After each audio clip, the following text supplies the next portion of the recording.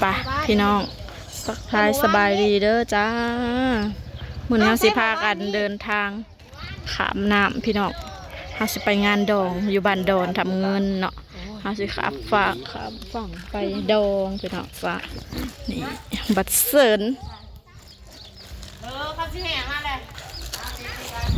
เขาสิแห่ไผ่ไปบอก ฮะตกลงเคยบ่ได้มาสมบัติ งงมาก ไผ่ไปเงื่อนตัวแล้วพวกเอาไผ่เมื่อเหือ ไฟมาเลื่อนนะเฮ้ไฟไปก่อน แม่นจะบอก นี่ เดี๋ยวเอาเคยมาสู้ก้อนแล้วอ่ะ สู้คนแล้วก็เอาไปเลยเขาอยากใส่เสื้อ เสีย กันนั่นแหละใส่เสื้อเองกับบริษัทที่จะมันอยู่เนี่ยไปลงค่ะบัดทั้งงานบัดคือสีมาเดี๋ยวเฮ้ย ใช้แหละสาวนักร้องนะ ไปตัดน้ำมันนั่งอันไหนยังบริษัทเจ้าเลย มาเด้อลงมาพี่เด้อ เอางงมากไม่ได้เคย อ้าว มา เอาเขาเจ้าเพิ่นมาแต่เฮิงบ่ได้ เขามาเป็นเศร้า เฮาละงงในการนั้นอันนั้นได้บาทนี่นะ ไม่ได้ปลูกหอดอัน เขาเจ้าเว้ารถไฟแนนซ์ไปนี่ก็สิรถมาทางนั้นนำนั่นแหละเนาะ ได้แม่นเบิด อ้าวตอนนี้กำลังสิไปส่งไผ่เฮาละว่าเคยบ่ทันได้มาเขาเจ้า มาแต่สาวอะไรเนาะ พอดี เออ เขาก็เปลี่ยนทิศได้สะเฮ้ยไปบ้านพ้นทันบาทหนึ่งเนี่ย เออ เอาปลูกแล้วเลยทั้งนั้นนะเอาแต่เช้าปลูก อืม ปลูกทั้งนั้นนะปลูกแล้วหรือเปล่า แล้วใครจะมา บัดม่วนซื่นกันนะบัดให้กับ ไปซ่า แน่นอ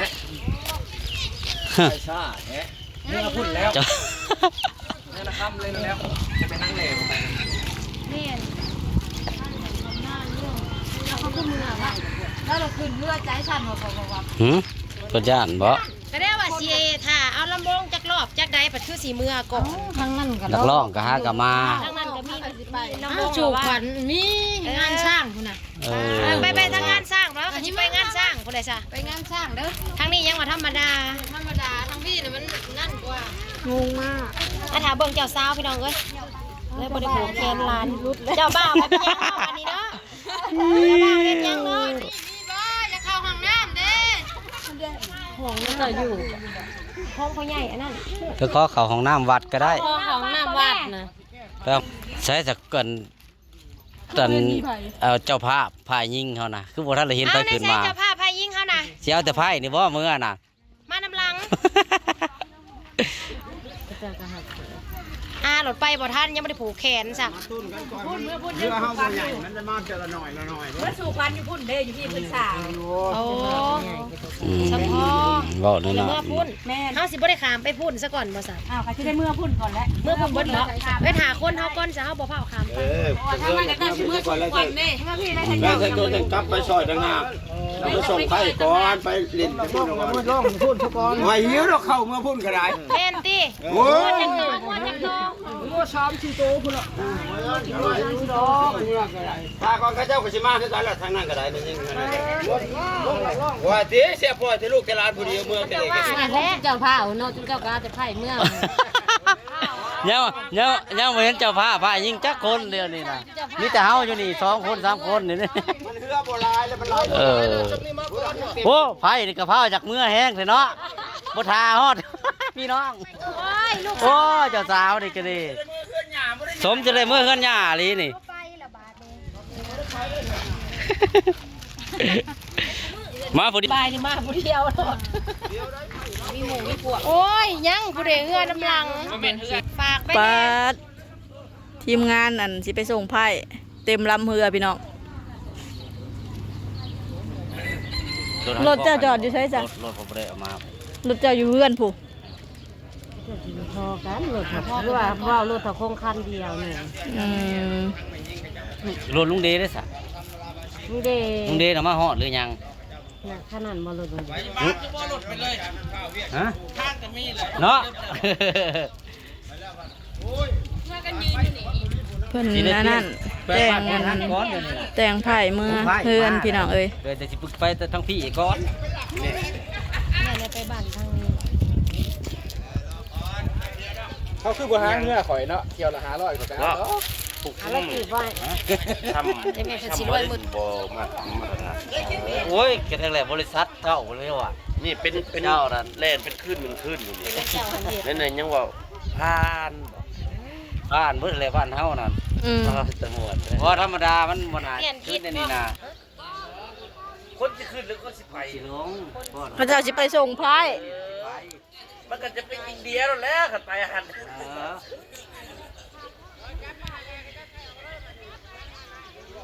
น้ำลงแห้งมันขึ้น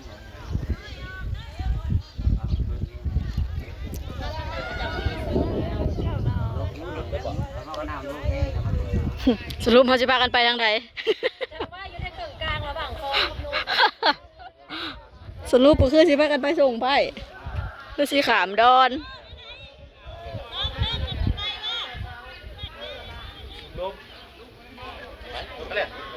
เขาลงหดพุก โอ้ย ไปเพิ่นเข้าไปก่อน เฮาก็ว่าจังซั่นแหละคือบ่เห็นมีไผใช้ ในบางคือบอกเมื่อเอารถบ่บัดยังมามันจังสำบายอีไปเมื่อเอารถ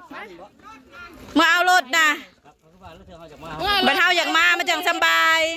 เมื่อเอารถตัวเองนั่น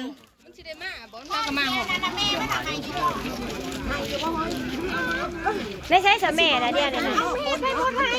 อืมอืม เอาใช้สะ ไป พ่ มัน อ ก็สิเป็นทุกข์ให้มาให้ลูกมันหัน ใช้ เด้ สะพ่อนะ เท่าพอเด้นอกแล้วไปแทนนอกแล้วไปแทน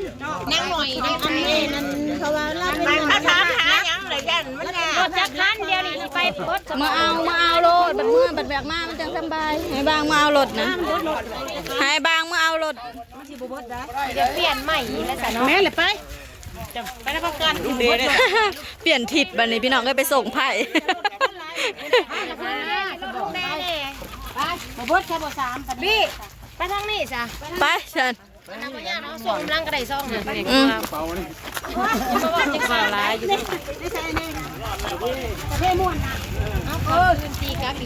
กลับคืนพี่น้อง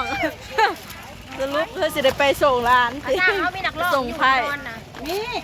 นักร้องจ้างมาเรียบร้อยนี่จะบอก เลยบ่ได้ขามดอน จ้างนางนุดมา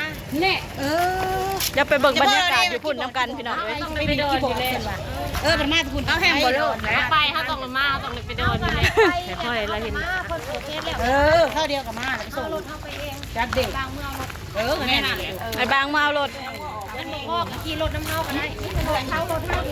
อันนี้รถที่ดำน่ะก็แม่นรถข้างๆนั่นนั่น อืม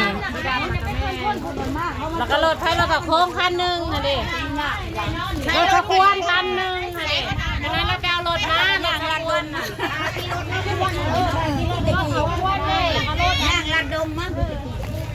เด้รถไอเดได้ใช้รถไอเดน่ะฮันเดน่ะลุงเขาสิขายไปโดนบ่มีคนขับอยู่ค่ะ มากอะเป็นนาละมุก เอารถเข้าไปก็ได้ เพื่อบันเทิงนำกันบ่เฮา อย่าสิไปบันเทิงได้นี่นะไปได้โดนนะมันมาที่ไปโดน เปลี่ยนทางแล้ว เพื่อบันเทิงน้ำกันทะเล ได้ยินว่างวดทั้งนั้นไล่โตกว่าสิไปพุ่นแล้ว ยิ่งมาทั้งนั้นงานช้าไปงานช้างเลยนะ รถคันแดงหน่อยมั้ง มันเล่นรถสะพงมาเลย ไปลงกันแล้ว รถสะพงมา ไปยังถ่ายไอ้บางยังมาเอารถ มันเมื่อรถคงยังเมื่อรถรถเพื่อนนั่น อันได้รถนั่นนี่รถลุงเดนี่เด้ เมื่อเลย เอาบ่ทำเด้ ยังอยู่เพื่อน เราพวกมัน ไม่ใช่ ความโลกเรา